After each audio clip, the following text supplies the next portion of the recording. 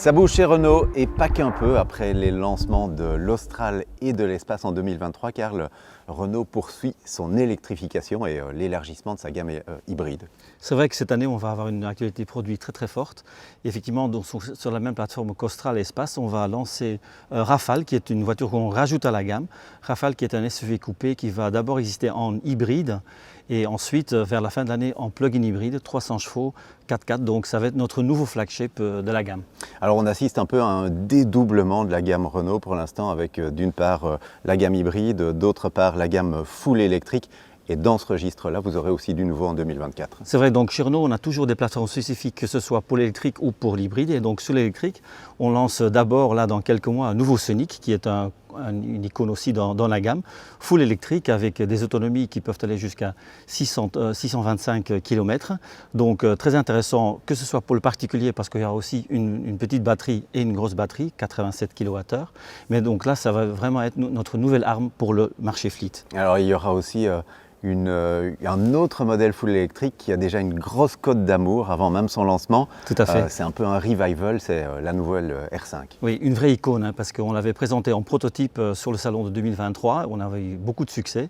Et donc on la lance effectivement cette année dans sa version définitive, qui va être à 90% ressembler à la version au prototype. Et donc elle sera dans les showrooms à partir de septembre, une autonomie jusqu'à 400 km et un prix d'entrée de gamme à partir de 25 000 €. Alors, est-ce que les allergiques à l'électrification auront encore quelque chose à se mettre sous la dent chez Renault en 2024 ? En 2024, non, mais en fin d'année, on va annoncer, on va révéler une autre icône, la Renault 4, qu'on va lancer commercialement en 2025, mais présentée fin de cette année.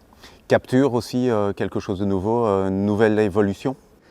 Pas une petite évolution, parce que souvent on parle d'un facelift, un petit facelift, mais là c'est un facelift très important, pas qu'à l'extérieur, mais aussi à l'intérieur. On revisite complètement l'intérieur, aussi avec des nouveaux systèmes multimédia qu'on connaît déjà sur le haut de gamme de la gamme.